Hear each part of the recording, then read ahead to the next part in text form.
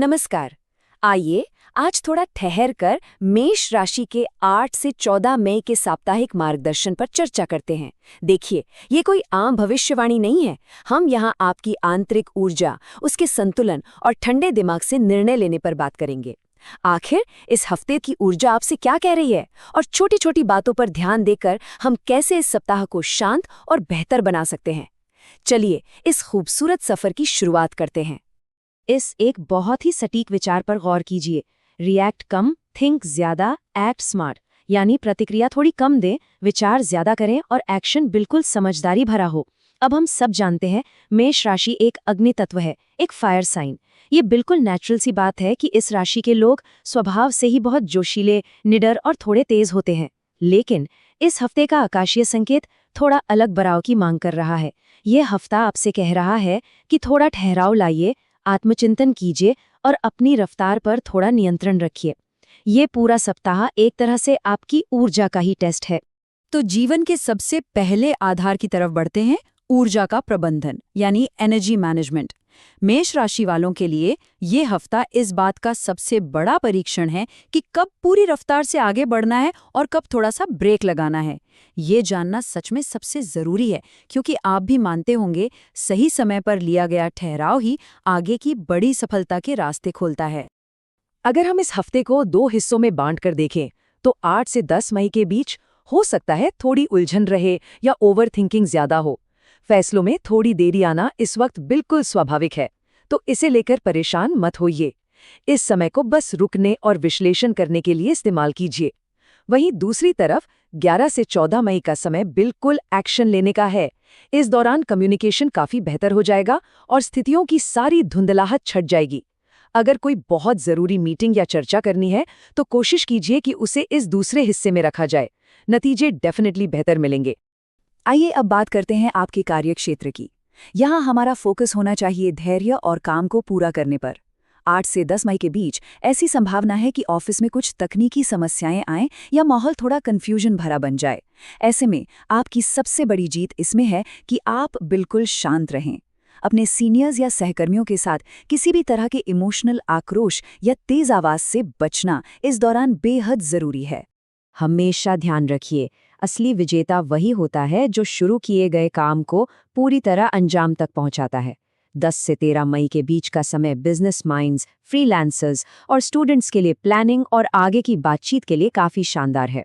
लेकिन यहाँ याद रखने वाली बात यह है कि नए प्रस्ताव शुरू ज़रूर कीजिए, पर पुराने और आधे अधूरे कामों को पूरा करने पर भी उतना ही ध्यान दीजिए। असली सफलता उसी में छिपी है। चलिए अब आगे बढ़ते हैं वित्तीय संतुलन और सोच समझकर किए जाने वाले खर्चों की तरफ। आर्थिक ऊर्जा की अगर हम बात करें तो ये सप्ताह हमें सावधानी सिखाता है। हफ्ते की शुरुआत में कुछ अचानक आने वाले खर्चों की पूरी संभावना है। ये खर्च मेडिकल इमरजेंसी, गाड़ी की मरम्मत या घर के किसी काम से जुड़े हो सकते हैं। इसलिए एक मजबूत बैकअप प्लान बनाकर रखना इस हफ्ते आपके लिए किसी संजीवनी बूटी से कम नहीं होगा।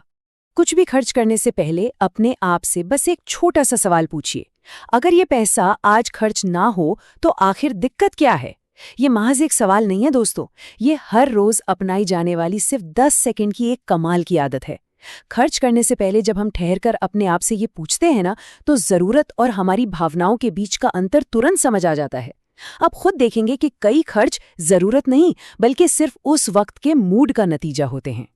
इन शुरुआती दिनों में थोड़ा ध्यान रखिए। जोखिम भरे निर्णयों से, जैसे कि सट्टेबाजी, गैम्बलिंग या कोई भी हाई रिस्क निवेश, इन सब से पूरी तरह दूर रहना ही समझदारी है। इनसे नुकसान हो सकता है। पर अच्छी खबर यह है कि 11 से 14 मई के बीच रुकी हुई तनख्वाह या किसी पेंडिंग पेमेंट को लेकर स्थिति बिल्कुल साफ हो जाएगी। आर्थिक तस्वीर आगे चलकर नेचुरली बेहतर होने वाली है। बस शुरुआती दिनों में खुद को रिस्क लेने से रोकना है। अब आते हैं हमारी जिंदगी के सबसे अहम हिस्से पर, रिश्तों में संवाद और मौन की शक्ति। 8 से 10 मई का जो आकाशीय समय है ना, वो रिश्तों को लेकर सच में थोड़ा सेंसिटिव है। इस दौरान छोटी छोटी बातों पर गलतफहमियां पैदा होने की पूरी गुंजाइश है। इसलिए अपनी जुबान पर थोड़ा काबू रखना, अचानक दोष लगाना या ताने मारने जैसी आदत से दूर रहना इस हफ्ते बिल्कुल अनिवार्य है। एक बहुत ही छोटा नियम है जिसे अंक 3 से जोड़कर देखें। इसे हम 3 सेकंड रूल कहते हैं। ये इस हफ्ते का सबसे बड़ा नियम है। हम जानते हैं कि मेष राशि के जातकों के लिए ठहरना या वेट करना वैसे भी बड़ा मुश्किल होता है। आखिर रफ्तारी तो आपकी पहचान है। लेकिन अपने परिवार या पार्टनर के साथ जब भी आपकी कोई बहस या चर्चा हो तो पहले पूरी बात सुनिए और जवाब देने से पहले 3 सेकंड का मौन जरूर रखिए। यकीन मानिए, ये एक छोटा सा पॉज शब्दों की सारी कड़वाहट को धो सकता है। और जो लोग अभी सिंगल हैं, उनके लिए भी एक बहुत अहम संदेश है।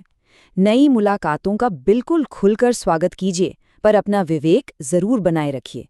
11 से 14 मई के बीच नए रिश्ते बनने की काफी अच्छी संभावना है, लेकिन कभी-कभी हम ज्यादा उत्साह में आ जाते हैं और जल्दबाजी में कोई इमोशनल कमिटमेंट कर बैठते हैं। इस भावनात्मक जल्दबाजी से बचना ही अभी सबसे बड़ी समझदारी होगी। अगला ध्यान हमारी हेल्थ और इनर कॉन्शियसनेस पर, यानी स्वास्थ्य और सक्रियता के संतुलन पर। हेल्थ के मामले में ये सप्ताह अंदरूनी जागरूकता लाने का है। मेष राशि की ऊर्जा नेचुरली बहुत एक्टिव और एनर्जेटिक होती है, लेकिन रात देर तक मोबाइल या लैपटॉप पर लगे रहना और ज़रूरत से ज़्यादा काम करना इस ऊर्जा को बुरी तरह असंतुलित कर सकता है। और फिर इसका असर हमें थकान, सिर दर्द या बिना बात के चिड़चिड़ेपन में दिखाई देता है। दिन के 24 घंटों में क्या आपने कभी सोचा है कि कुछ बहुत छोटे छोटे हिस्से आपका पूरा दिन बदल सकते हैं? जैसे सिर्फ सुबह की 15 मिनट की स्ट्रेचिंग या काम के बीच हर 2-3 घंटे में सिर्फ 5 या 7 मिनट के छोटे ब्रेक्स। ये कितना बड़ा बदलाव लाते हैं। ये छोटे समय के अंतराल आपकी उस तेज रफ्तार जिंदगी में आपके फोकस और आपके मूड दोनों को स्थिर रखने का बेहतरीन काम करते हैं। अब हम इस विश्लेषण के आखिरी और सबसे सकारात्मक हिस्से पर आ गए हैं, दैनिक स्थिरता और नियम। यहाँ हम इन पारंपरिक उपायों को किसी चमत्कार या जादू की तरह पेश नहीं करेंगे। हम इन्हें उन मनोवैज्ञानिक एंकर्स या ऐसी मजबूत आदतों के रूप में समझेंगे जो हर रोज आपके मन को शांति और गहरा फोकस देने में मदद करते हैं। इन 4 आसान और बहुत ही शांत कदमों को आप अपनी दिनचर्या का हिस्सा बना सकते हैं। पहला, सुबह सूर्य को जल अर्पित करें, इस दृढ़ संकल्प के साथ कि आज का पूरा दिन अनुशासन में बीतेगा। दूसरा, दिन में सिर्फ 15 सेकंड निकालकर खुद को एक आश्वासन दें कि आपकी आवाज शांत और सौम्य रहेगी। तीसरा, अंदरूनी धैर्य बनाए रखने के लिए एक छोटे हनुमान मंत्र का पाठ कीजिए। और चौथा, मंगल की ऊर्जा की ओर और अपने ठहराव की याद दिलाने के लिए कलाई पर एक लाल धागा बांधें। इन सभी उपायों की असली ताकत उस नियत और गहरे विश्वास में छिपी है जिसके साथ आप इन्हें आजमाते हैं। और अपनी इस चर्चा को हम आज एक बहुत ही शानदार और प्रभावशाली विचार के साथ समाप्त करेंगे। Energy controlled equals power increased, यानी ऊर्जा पर नियंत्रण का सीधा सा मतलब है आपकी शक्ति में वृद्धि, अपनी आंतरिक रफ्तार पर काबू पाना और खुद ये तय करना कि कब रुकना है और कब चलना है। दोस्तों, यही लंबे समय की सच्ची ताकत है। अपनी ऊर्जा को समझना और उसे शांति से आगे बढ़ाना, यही इस सप्ताह का मूल मंत्र है। तो क्या कहते हैं, क्या इस हफ्ते आंतरिक ऊर्जा पर नियंत्रण पाने की ये खूबसूरत शुरुआत की जाए? आज के इस साप्ताहिक मार्गदर्शन में मेरे साथ जुड़ने के लिए आपका बहुत बहुत धन्यवाद।